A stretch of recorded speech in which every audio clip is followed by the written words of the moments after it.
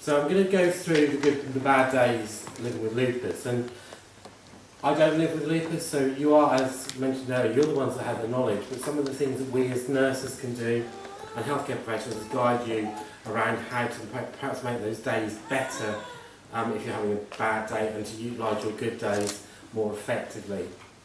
I've got a breadth of rheumatology knowledge. I was at the Royal Free Hospital in London for 5 years working with Carol Black, most looking into scleroderma, but there was a large cohort of lupus patients then, and then I moved to Portsmouth 15 years ago. So I've been managing the service as well, so my knowledge is not just around the actual patient care, but it's also about how patients can navigate the systems to get the best patient care, because there is such a variety of how services are delivered locally and nationally that some patients perhaps don't understand. So in your questions, you've got other questions about perhaps how services are commissioned or how services can be get better for you, then you can always ask me that, or I'll be available during the lunch break. So when we are younger, no, I've gone the wrong way. Oops. Nope, I'm going to do up and down, I think. Oops, gone too far already. So when we're younger, we have a plan for our life probably. We get into our teens, and this is perhaps for people who haven't had lupus in their younger years. But actually we have this kind of rainbow vision of where we want to get to. We have plans for our life, we have a lot of plans for our social, personal, financial and work lives. And it's not until we're hit by, or people are hit with a long-term condition like lupus, and you can put any disease in that group. But actually when you start, you present early on with symptoms that are variable. No one actually comes with lupus tattooed on their forehead, so we know what to diagnose you with. You come perhaps with joint pains, you may come with rashes. Some of you may present in dermatology clinics, some of you may present in renal clinics. So you don't actually all come into the same place at the same time. And as that disease progresses and we actually get more of an idea of what's going on with you, we then come up with perhaps the term of lupus and what we see as a management plan. And then that's quite a time bomb for lots of people, because once again, as I said, this affects what their vision of life is, and being told that you've got a lifelong condition actually can have quite negative connotations, and also puts a number of challenges in relationships, in occupational. I've got a lovely young lady who was lupus. She was working for a travel agent, and she was having the opportunity to travel once or twice a year to really some lovely places in the world, but she can't because of the sun and the sun reflecting her lupus. So that actually changed once again. When she had this diagnosis, she had to revisit what she wanted to do. Then once you've got that diagnosis, we then give you this roller coaster of medications. We're trial and error. There are very good medications. I expect the consultants who are talking later on will go through those medication options with you. But actually it is trial and error, because not every medication works the same in everyone, and not everyone will respond in the same way. Or some people have side effects, some people won't have side effects. So after you've gone through perhaps a number of medications, perhaps things start to steady out and you actually think, right, I'm back on track now, I can see where I'm going and I know where I am. And then you're hit by a flare. And then you either have to go back through this lupus treatment options to get back on stability. And it's not until you get on the right treatment that you actually find that you're on this, perhaps this ladder to recovery where you can put your life back on track. Now once again, this can be 6 months, so we've got people who are perhaps treated and early on with some of the new medications and actually get back on track quite early. There'll be people who take 2 years to really get onto track to the proper medication, and then there'll be people who are on and off and they have these peaks and troughs throughout their life living with lupus.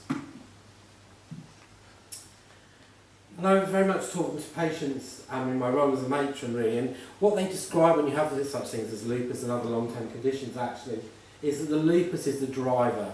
This is what focuses on lots of things on day in, day out, and actually it becomes a predominant feature in your life, and you actually become this backseat driver trying to live a quality of life, trying to navigate these good days and trying to navigate these bad days. But it's not until you put lupus in the back and start to take control of your life that actually perhaps you can make a turn for the best. Now your medication is a key important feature, but actually the lifestyle and living a healthy lifestyle is as important in those with normal health as well as those with long-term conditions. So I'm going to go a bit back into flares and what could contribute to flares, and about how you can manage those flares. So the biggest thing that we often know is that sun can be a contributing factor to some people having these flares. So there's often this message of staying out in the sun, wearing your hats and wearing your sunglasses. But also we want to have people get out in the sun because we want them to get the vitamin D, we want them to get healthy and keep fit and exploit having these good days out in the sun with activities that keep them healthy. So it's important that if sun is a considerable feature of triggers for your lupus, that you look to how you manage that in a number of ways, using the sunblock creams, but actually perhaps exploiting the times when the sun is not at its peak and getting out and about in those times. Can I just remind you also that to check, if you are one of these people who rely on sun protection creams, that you do check your creams because they do expire. The consistency can change. Also, you can tell if they're often expired because of the consistency, smell and thickness. And most of them do have very good information on them. Unfortunately, I was looking, when I was preparing for this talk, I was looking at in one of the Poundland shops, just to see, because people once again, things become more expensive, I can buy a Poundland, perhaps, or a cheaper brand of sun cream. And actually, they don't mention this, that actually sun creams can degrade, especially if they're exposed in the sun themselves. So once again, if you are exposed to sun and you need to use sun cream, just look at the sun cream you're using and make sure you're using a reputable one. Your dermatology nurses or even Lupus UK probably can give you some good advice on the most appropriate ones and the brands that are very good and will have some better evidence for the use. So the other biggest thing about preventing flares, and one of the challenges we have as healthcare professionals, is that the medications that we use are good, but they're not always totally effective in ongoing management of prevention of flares. But if you understand your medication and why you're taking it, you perhaps have a better understanding of why it's important to be compliant with that medication. There is some really good evidence, which we'll come on to in a minute, about that actually lupus patients do not necessarily comply with their medication. Now you're going to say, if I ask you to put your hands up, you're going to put your hands up. But then you're the converted group because you go to things to seek opinions. But for a lot of our patients who don't go to these sorts of events, they aren't the converted, and actually they take a lot of convincing that medication is the way forward. I have a number of patients who say, I just don't like taking tablets. Unfortunately, there isn't any other option out there for people with lupus other than medication. There's no operation that we can give you. And the other thing about the medication, which can be effective depending on what medication is, if you have to stop and start the medication because of a number of problems. Now what we, as healthcare professionals, see when we see you in clinic, we see you as angel patients. We believe you when we say what medications are you taking. You tell us the truth. There are some nurses, and there's always a question of patients about their compliance. The biggest one is, what dose are you taking? And if patients falter on what dose they take, is a good indicator that they're not really compliant. Also, and men with lupus, they're reliant on their wives telling them what medication they're on. So, we believe you're angels, but actually we know there'll be days when you forget. There'll be things that come up into your lifestyle that just mean that something happens, that someone knocks on the door in the morning when you're trying to get ready for work and you forget to take the tablet in the morning. You may not be compliant because you don't like the side effects. You feel nauseated on them or you have other side effects. And actually you don't want to tell us that you have those problems. And I said, we believe you are. It may be that you're taking such a cocktail of medication, just adding in something else just tips you over the barrel. And some of you may not see the benefits. Like lots of medications for other diseases, you don't actually see the benefits long term or short term or long term. If you're a diabetic and you don't take your insulin, you're unwell quite quickly. If you don't take your medication for lupus, it may be a few days before you become well, or even for a few weeks. So there has been some evidence around research in lupus medication. And in this piece of work, there was only 49% of the patients who were on hydroxychloroquine were compliant, and 57% of the patients were compliant with other immunosuppressive medications. And it goes down to what we call adherence. Some people call it concordance. There's lots of terminology which we should use, but it's about being the single factor that can actually contribute to having and preventing flares.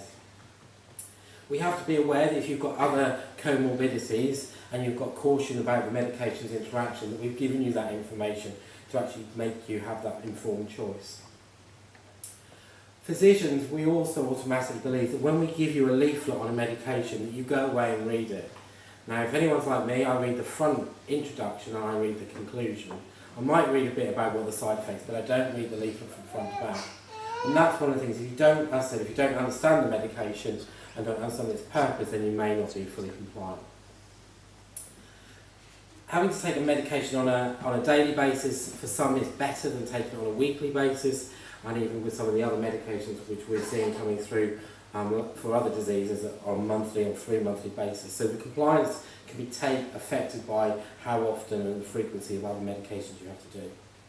Busy lifestyles, as I said, if you've got a busy lifestyle and you just forget to take it, it's quite difficult to prevent flares. So the research really concluded that the way that we as healthcare professionals can help is to ensure that patients who will come into our clinics fully understand their medications. They have the opportunity to explore side effects and complications of the medications, but also to know who to go to for independent advice. In Portsmouth, in our own department, we don't write any of our own information leaflets. We believe that the AR UK leaflet and the leaflets that are produced by the charities are of quality and are the right information. They're often written by patients for patients, which means it gives a better understanding for a patient about the benefits of those medications. So, can you expect a flare? I went to the British Society of Rheumatology conference last fortnight ago, and there was a lot around, can you expect a flare? And the conclusion really was, no, you can't expect a flare. There was perhaps some evidence that you can look at features that are leading up that you as an individual can identify as potential starting of a flare. You should always be aware that flares can occur after infection, after injury and trauma, a stressful situation, post-surgery. Surgery is not just because of the trauma of surgery, but often you have to come off or reduce your medication. Travel, especially long distances and time zones. Pregnancy, before is often not so bad, but it's often after the delivery of the baby. Our young girls have a significant flare of their lupus or other conditions. Suddenly having to stop your medication, perhaps because you have had side effects. Vaccinations, and also allergic reactions. So, once again, if you're aware of the things that may predispose a flare, then you may be able to understand what you can do to help prepare for that flare afterwards. Flares at work are also difficult because it affects you on what you can and cannot do. And lots of people get a fit note, or the new fit notes, or the old sick notes, and they get signed off, and the GP will just sign them off for 2 weeks, 3 weeks, or dependent. And what we're trying to get patients to is explore the options they have, because lots of these patients, if you've got to be regularly off sick, or have to be off sick a lot of time, your employers sometimes get quite upset. So the fit note is supposed to be able to explore what you can and cannot do in your current role and try to reintroduce you to work. And it's always important to look with your employer about how you're going to manage your flares during work. Can you have a review of your work schedule? Can you look at varied roles so you're not doing the same role, same day in, day out for all day? Can you have late starts if you're particularly stiff with your joints and painful in the morning? Can you work from home? Can you do half days? Can you do early finishes? Can you do half day late, half day earlies? Can you do a 6 day, so perhaps spend do your same working pattern but over 6 days? Now, I'm not saying you should go to work if you're really unwell, but actually getting back to work is one of the key factors to your psychology and making you feel better and better in yourself. I'm really pleased that the Lupus charity, Lupus UK, has developed the leaflets. I think they're very important. Of course, it's always going to be your choice whether you want to divulge your diagnosis to your employer or your supervisor. But it's amazing that if you do come forward with your diagnosis, then they can help work forward to achieve you having this life-work balance is what you want to have whilst living with your lupus. The other thing about flares is there are so much components of them. You may have lots of pain, you may have lots of rashes, You may have a considerable amount of fatigue that may last well past your flare. You may have the dry eyes, the dry mouth, and other systemic features.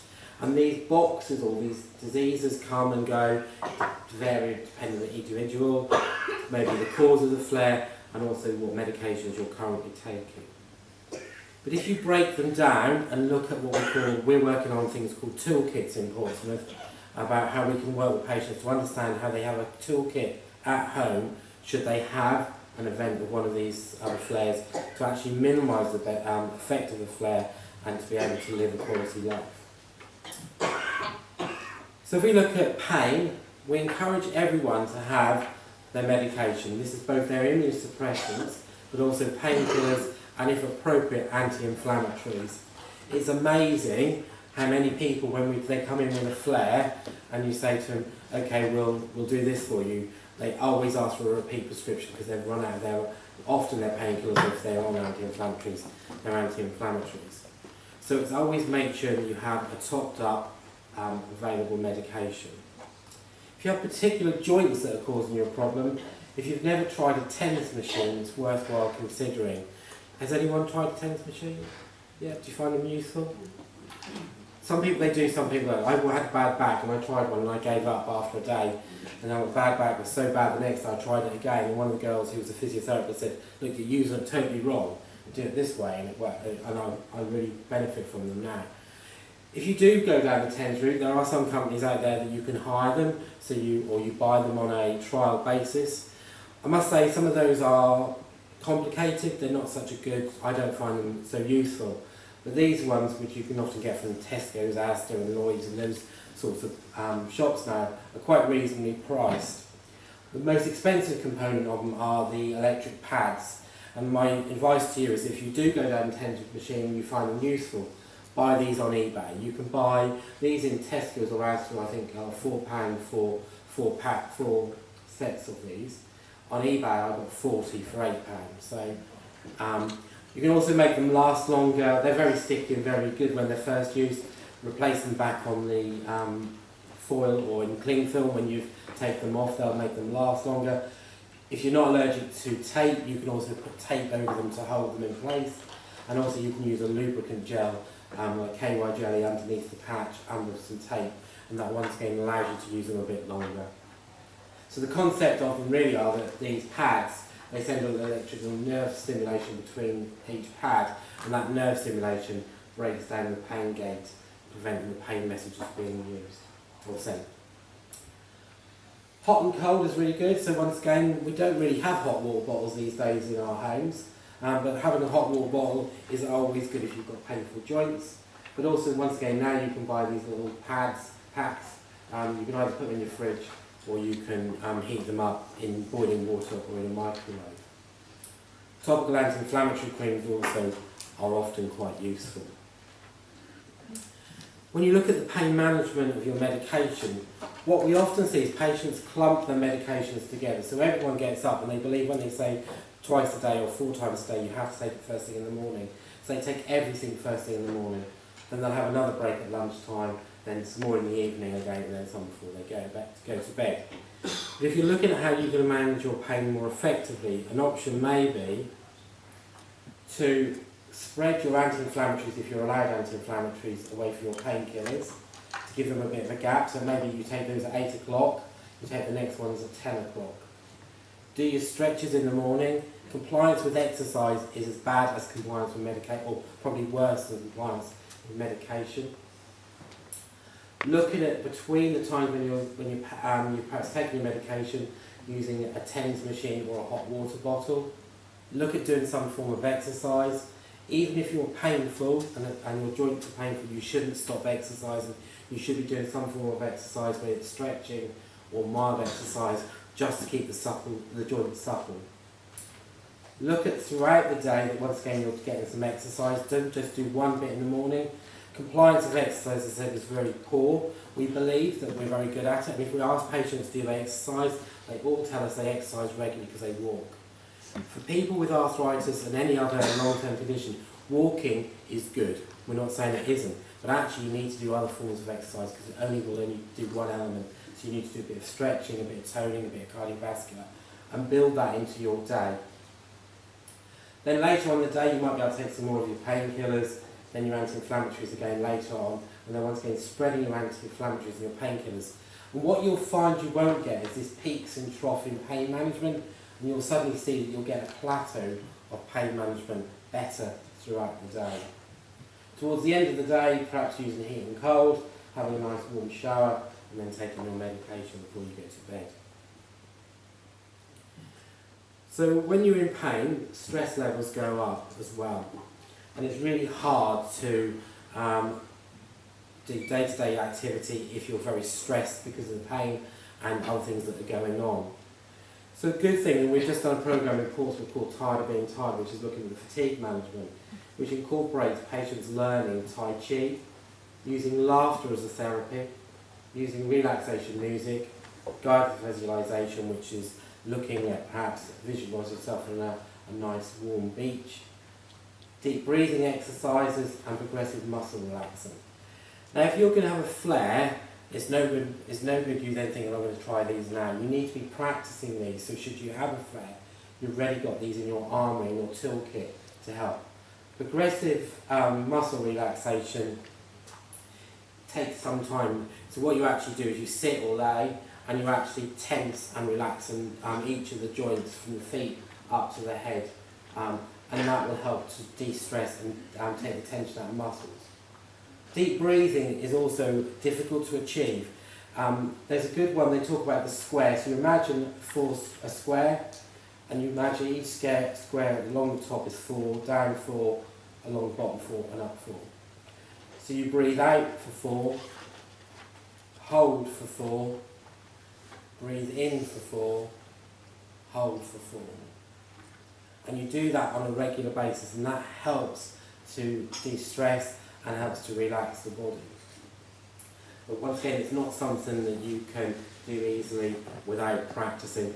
On the internet, all of these are available. You can find deep breathing exercise and progressive muscle relaxation free to download on the internet. When you're looking at the fatigue, once again, we talk about, and we as nurses are very good at talking about pacing, and it's very hard when you ask a patient to pace, and especially if they're a young person or even anyone who's got a busy lifestyle, trying to get them to pace themselves is very difficult. I have a lovely lady who her daughter was getting married on the Saturday. I saw her on the Tuesday before her daughter's wedding, and she was really, really quite painful. She'd had a significant amount of flares with her arthritis and her connective tissue disease.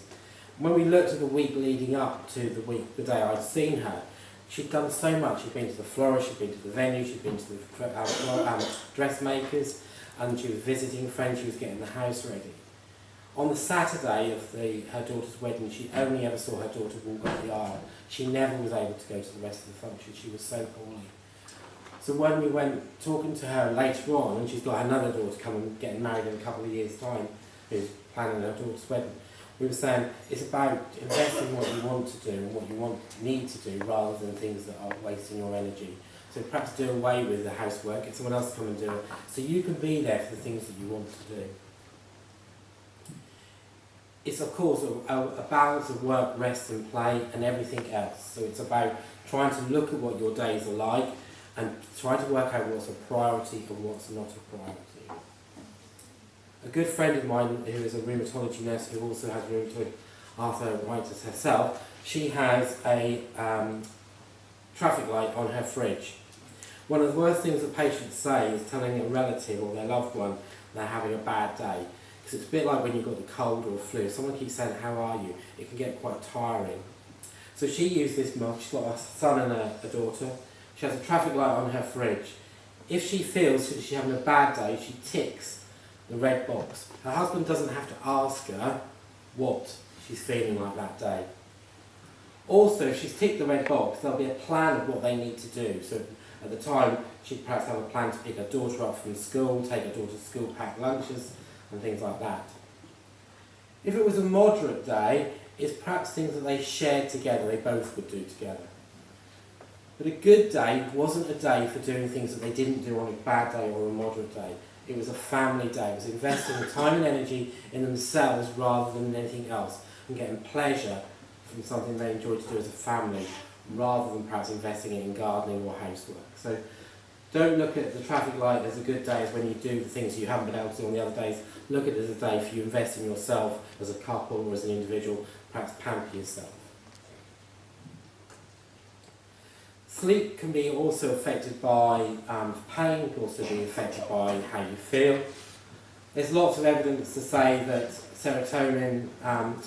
melatonin levels are a contributing factor. In America, you can actually get melatonin as a tablet to improve sleep for short periods of time. But actually, what we need to do is, if you have poor sleep, then of course the following day you're going to feel tired, you're going to feel washed out. And sleep hygiene is something that people say, I don't understand what you mean, but sleep hygiene is about understanding that you need quality of sleep and how you can maintain and get quality of sleep using some different techniques. So some good techniques if you're not a good sleeper is always try and get up at the same time each day and try to go to bed at the same time each day. Do take part in regular exercises, preferably in the earlier part of the day. If you do anything too strenuous in the evenings, you may be a bit more painful, but also you stimulate the body to want to be active. Get regular exposure to outdoors, especially for people with lupus, perhaps when it's not in the peak sun. Look at the temperature of a bedroom. A too hot bedroom won't help aid sleep. Look if the room's dark enough to fall asleep. Is the room quiet enough? The recommendations are that we use bed for bed and not for things like using our laptops and our iPads. And that's definitely a key feature, that people tend to nowadays go to bed with their iPads and they're watching and being stimulated by their iPads before they go to sleep, and actually just gets the brain too active. Look at perhaps some of the relaxation technique, deep breathing, progressive muscle relaxation. Perhaps consider a warm bath or a massage if you're a couple. And look at perhaps definitely keeping people with connective tissue, keeping your hands and feet warm, because often that can perhaps prevent sleep.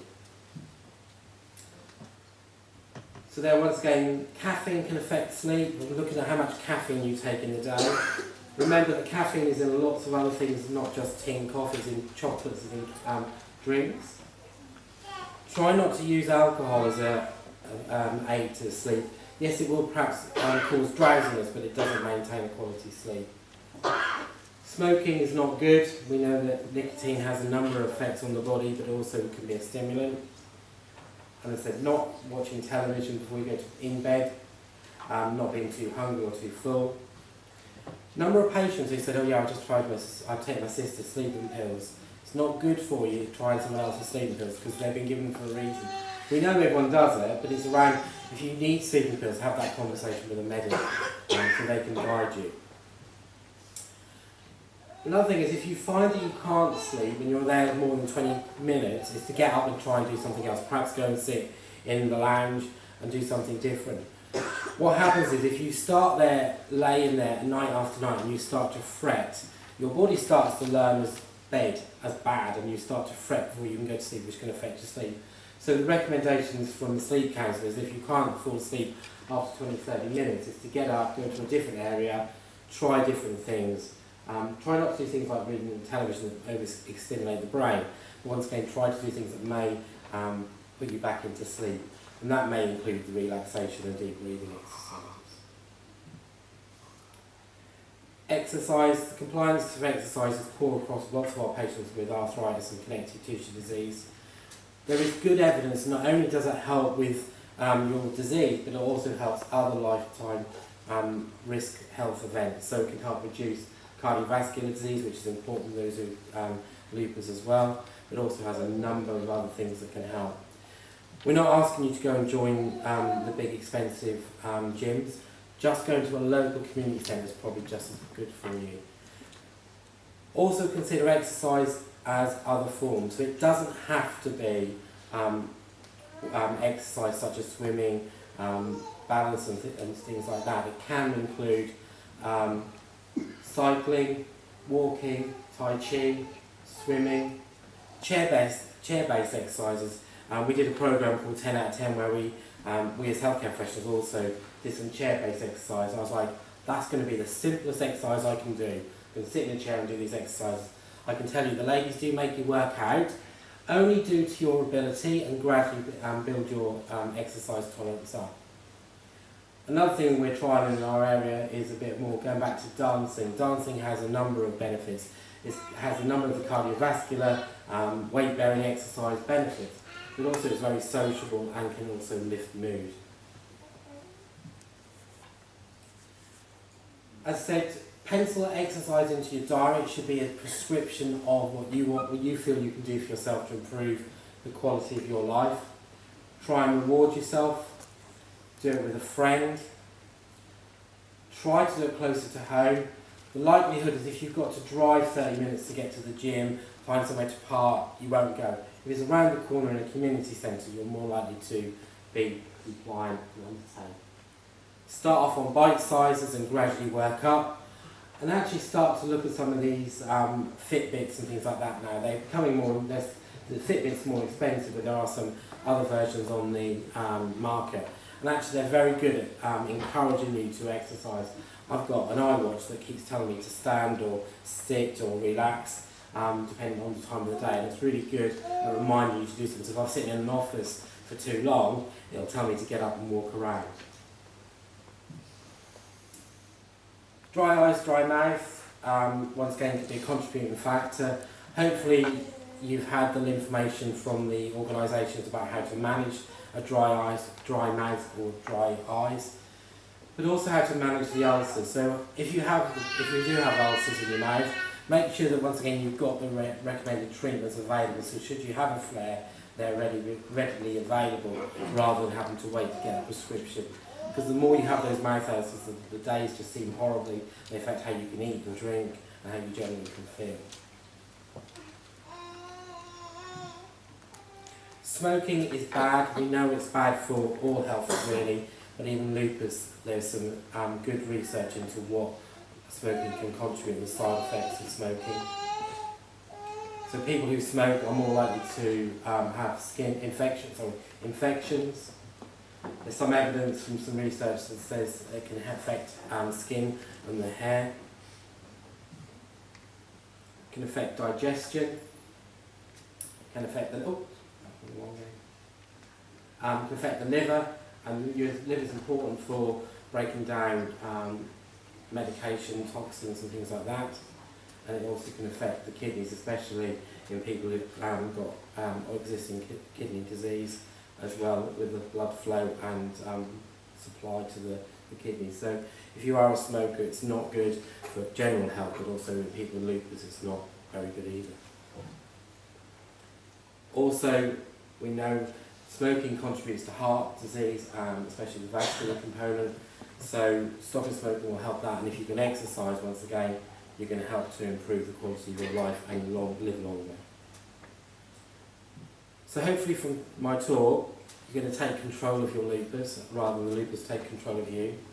You're going to look at things that you can do to make a positive change, but also look at things that you can do that you have already at home should you have a flare.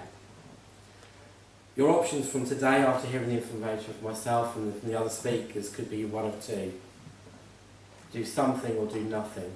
I hope you'll choose to do something. Doing something may give you some improvement. Doing nothing will leave you where you are today. A good tip, what I'd encourage you to do, is to write to yourself. Write to yourself saying 3 things that from today you're going to do different. Send that or keep that and then send it to yourself in 3 months or open it in 3 months' time. And have you made those changes that perhaps could take, those small changes that could improve the quality of your life? Thank you.